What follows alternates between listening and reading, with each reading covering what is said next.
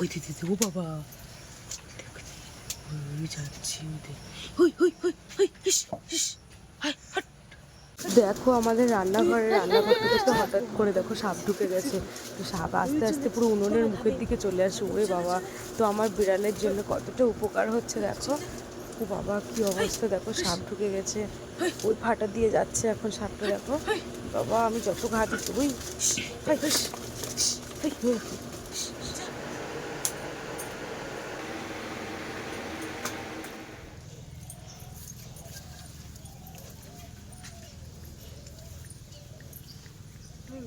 নমস্কার বন্ধুরা, আমি প্রিয়া সুন্দরবন কুকিং সবাইকে জানাই অনেক অনেক স্বাগত। তো বন্ধুরা, ঘরের মধ্যে তোমরা তো জানো পুরো একদম ঘরটা পুরো ফেটে একদম কতটা খারাপ হয়ে গেছে।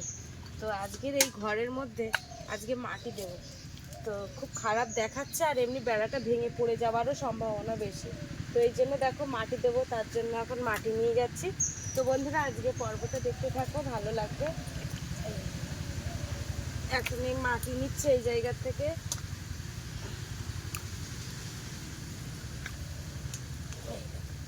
বাবা এই মাটিটা ভীষণ চিট মাটি। শুধু তো মাটি দিলে হয় না, মাটি দেওয়ার পরে আবার গোবর মাটি দিতে হবে, এরকম কন্টিনিউ। মাটির ঘর বাড়ির খুব সমস্যা। আর মিস্ত্রি তো কাজ চলছে, ঘরের কাজ হচ্ছে। আর গ্যাসটা শেষ হয়ে গেছে, বাইরে তো রান্না হচ্ছে, তোমরা জানো কালকে রাত্রের থেকে বাইরে করছি। আজকে দেখি গ্যাস আসার কথা আছে, কখন আসে। আগে ঘরের কাজটা ঠিক করে নিই।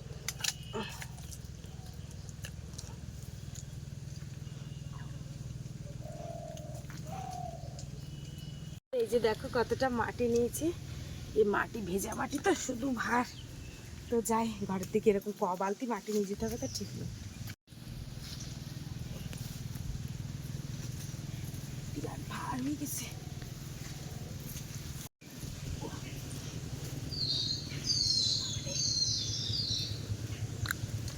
তুই এত ভার, প্রচুর ভার হয়ে গেছে।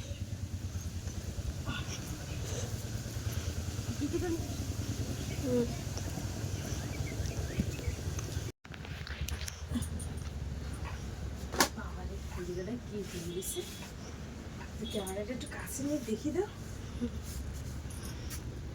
শুধু দেখো এসবগুলো কি অবস্থা, এগুলো কিচ্ছু নেই, কিচ্ছু নেই বেড়ার খোলা।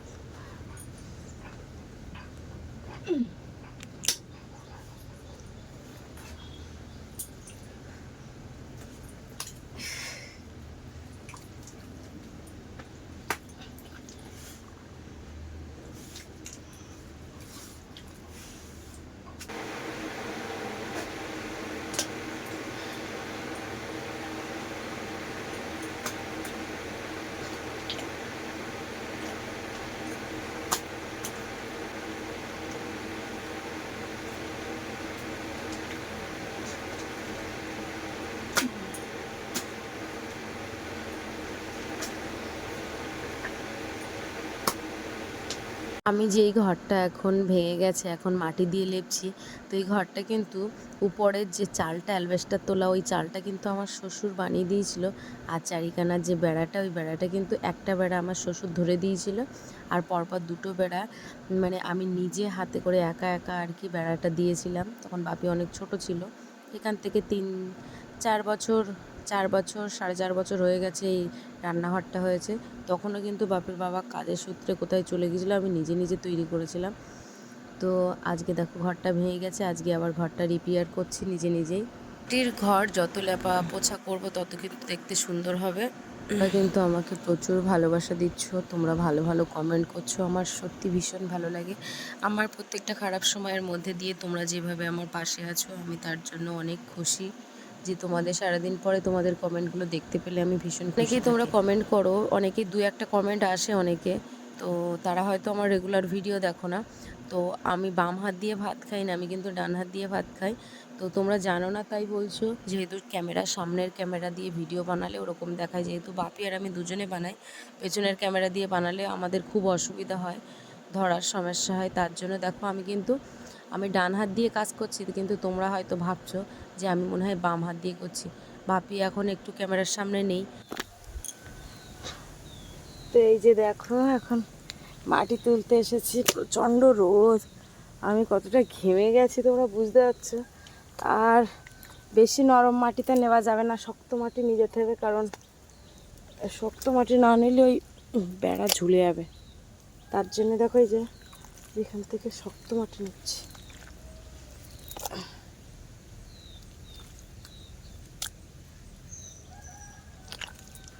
অনেক মাটি লাগবে।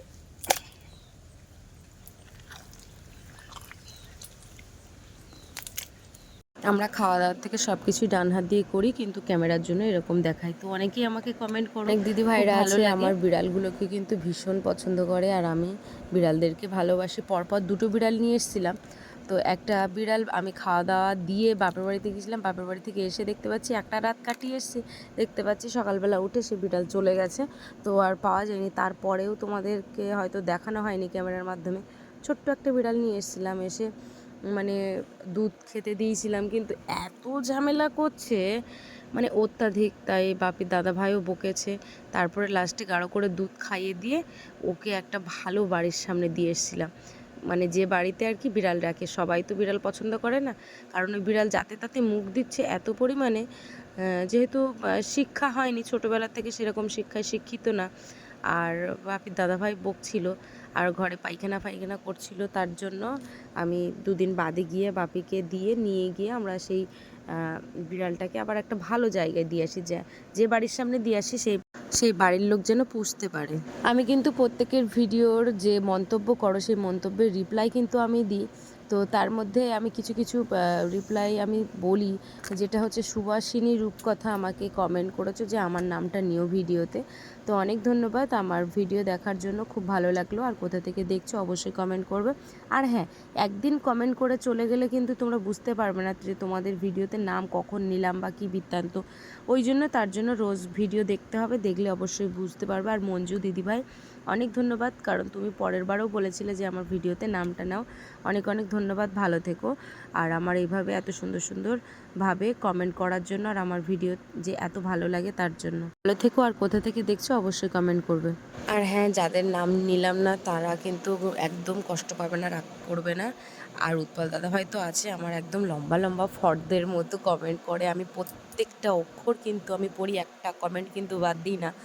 যারা যারা তোমরা আমার ভিডিওতে কমেন্ট করো, আমি কোনো অক্ষর বাদ দিই না। আমি হয়তো ধন্যবাদ লিখি, ভালো থেকো বা কিছু এরকম লিখি, তোমরা হয়তো ভাবো যে আমি মনে হয় না দেখে ধন্যবাদ লিখে দিচ্ছি, কিন্তু এটা কখনো না। আমি বুঝতে চাই যে তোমরা কী বলতে চাইছো, কারণ আমার এইটুখানি মনে হয় যে আমি যেরকম কষ্ট করে পরিশ্রম করে ভিডিওটা বানাই, তোমরাও সেরকম অত লম্বা চার্ট করে যে কমেন্টটা লেখো, তোমাদেরও সত্যি কষ্ট হয়।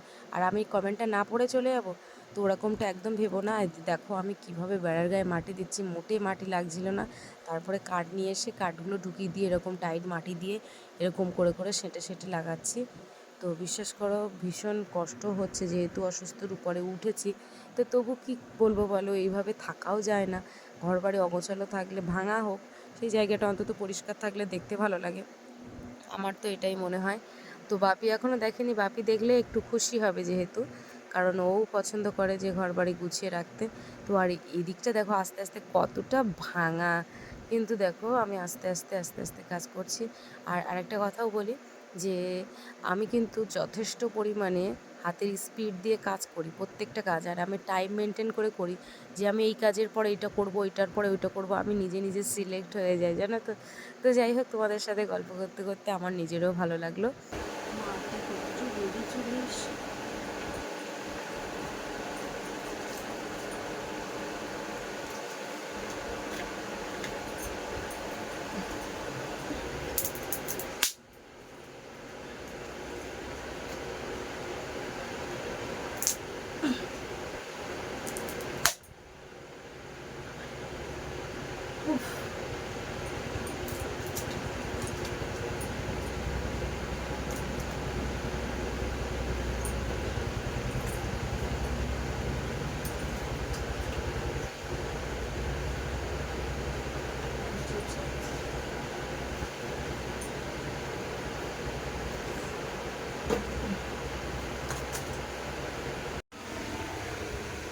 এই যে এখন কাঠ দিয়ে এগুলোকে ঠিক করছি, কিন্তু মাটি ধরাবো এর গায়ে, ওই জন্য।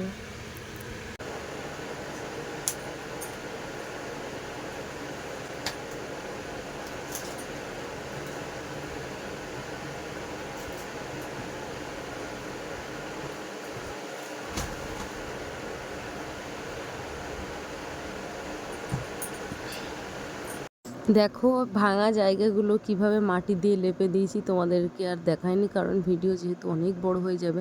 কারণ এইটা করতে তো আমার 5 মিনিট সময় লাগেনি, আমার নিশ্চয়ই আধ ঘন্টার উপরে সময় লেগেছে, ওই জন্য অত বড় ভিডিও তো তোমাদের দেখানো সম্ভব না। তো দেখো আমার কষ্টও হচ্ছে, হাতটাও ব্যথা করছে, আর আমার ডান হাতে নখ রাখা তোমরা জানো, নখের মধ্যে মাটি ঢুকে গেছে। তো এই বলছিলাম সেই কথাটা কিন্তু আওয়াজের জন্য শোনা যাচ্ছে না। এই যে দেখো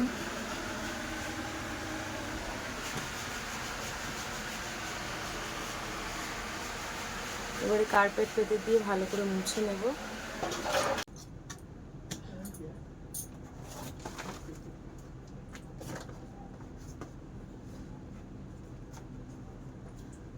ঘরটা কত ছোট হয়ে গেছে দেখ।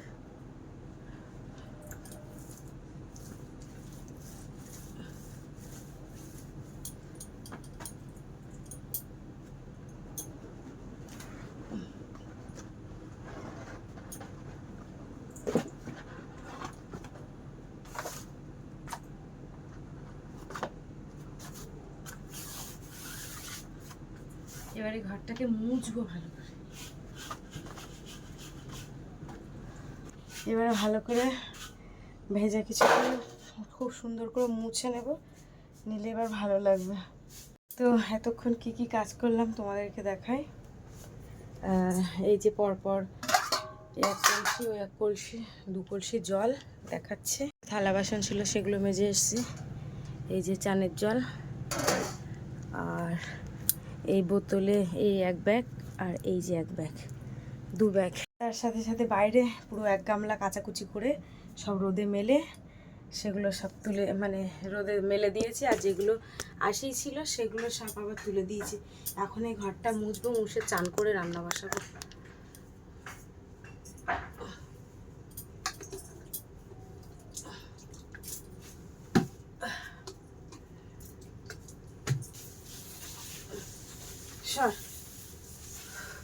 সরে যা, আরে যেখানে যাচ্ছে সেখানে আমার উলি বাবালি, উলি উলি বাবালি, উলি বাবালি। এখানে পিঠে সে, এখানে সে থাক, এখানে সে থাক, এখানে সে থাক, পিঠের ওপর সে থাক। ওলে খুব দুষ্টুমি করে, দেখেছো তো?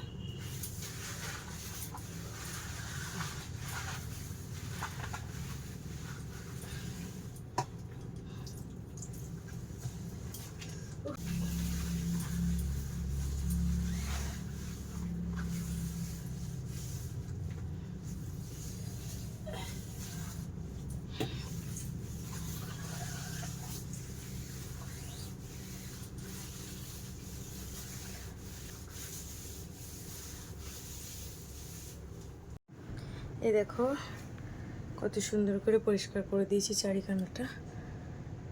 ঘর মুছে তারপরে দেখো রান্নায় চলে আসলাম। এই যে বাইরে রান্না হচ্ছে, গ্যাস শেষ হয়ে গেছে। এদিকে পটল ভাজা কেটেছি, সেটাই তোমাদের দেখাচ্ছি। আর এখানে দেখো কুমড়ো আর আলু কেটেছি, আর পেঁয়াজ রসুন যেগুলো কাটার সেগুলো কেটে একেবারে বাইরে নিয়ে চলে এসেছে। তো দেখো রান্না করছি, তো এর মধ্যে প্রচণ্ড গরম লাগছে।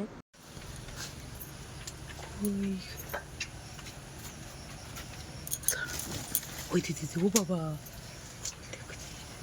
ওই যাচ্ছি ওদের, ওই ওই ওই ওই, হিস হিস, হাই হট, ওই হিস, ওই ওই ছিল যায় চল দেবে, চল দেবে, ও মাল করলি যাচ্ছে, ওই চল যাচ্ছে, দাঁড়া ঘা দিন, ঘা দিন, চলে চলে, চল দে, ওই হিস, ওই হট, ওই হিস, যা, কোন সবাই ভয় পাচ্ছিলাম, অল্প একটুখানি যাও। চলে গেছে দেখছি। তো দেখো রান্না করতে করতে হঠাৎ সাপ চলে এসছে, কি অবস্থা বাবা! এইখানে চলে এসছে, আর একটু নিয়ে পায়ের উপর লাফ দিয়ে উঠতো। সাপ মানে রান্না করতে তো বন্ধুরা দেখতেই পেলে, তো এখন সাপের উৎপাতটা এত বেড়েছে আর আমার নিজেরও ভয় লাগছে। আর এই যে আনাচে কানাচে বসে রান্না করছে, দেখতেই পাচ্ছ সাপ মাপ চলে আসছে। আমার তো খুব ভয় করে, বাপি যদিও একটু সাহস আছে।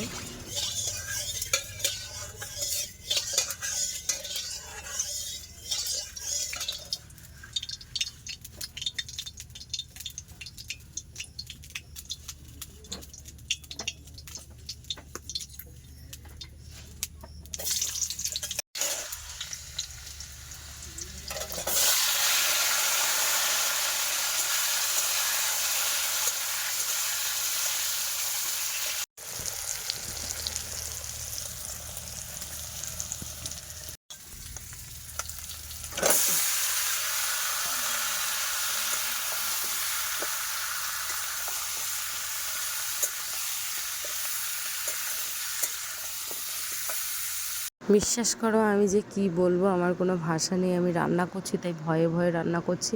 দেখো পটল ভাজা হয়ে গেছে, আর ওদিকে দেখো মিস্ত্রি কাজ করছে। দেখো কতটা করে ইট মাথায় নিচ্ছে একটা, মানে কি বলবো, খাটাখাটনি করে এই দাদাটা। দেখো একসাথে কটা ইট নিতে পারে, একটা দুটো তিনটে চারটে পাঁচটা ছয় সাত আটটা নটা 10টা। এখানে আপাতত 10টা, এ আবার একটা 11টা ইট তুললো। তার মানে বাপ্পারে বাপ্পা, দেখো কতটা করে ইট নিয়ে যায়। সত্যি কত পরিশ্রম করে, এগুলো না দেখলে বোঝা যায় না।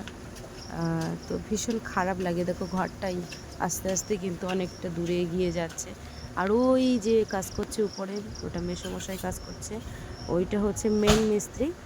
আর এই দাদা হচ্ছে মানে এগিয়ে দেওয়া, মানে লেবার যেটাকে বলে। কিন্তু এই দাদা এত স্পিডে কাজ করে, মেসোমশাই খুব স্লো কাজ করে, মানে সব কাজই স্লো, কিন্তু এই দাদার কাজ খুব দ্রুত কাজ আর কি। তো দাদা একাই ইট তুলে দিচ্ছে, একাই মশলা মাখিয়ে দিচ্ছে, একাই বালি নিয়ে আসছে, একাই পাথর নিয়ে আসছে, কিন্তু মেসোমশাই টেনে পারছে না, মানে একাই সব কিছু করছে। দেখো এই বালির মধ্যে এরকম কাজ করতে করতে দেখে হঠাৎ করে একটা সাপ, ইট সরাতে গিয়ে দেখে একটা সাপ।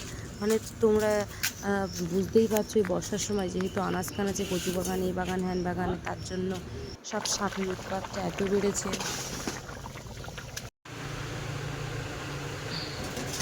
বন্ধুরা আর ভিডিওতে আর কিচ্ছু দেখালাম না। তো সবার খাওয়া দাওয়ার শেষে এই লাস্টে খেতে বসেছি।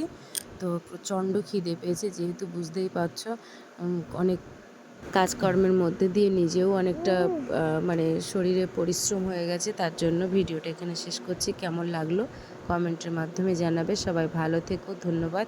দেখা হচ্ছে পরের ভিডিওতে। আর এতক্ষণে আমাদের সঙ্গে থাকার জন্য অনেক অনেক ধন্যবাদ। সবাই ভালো থাকবে, সুস্থ থাকবে, আর আমাদের ভিডিও দেখতে থাকবে। টাটা।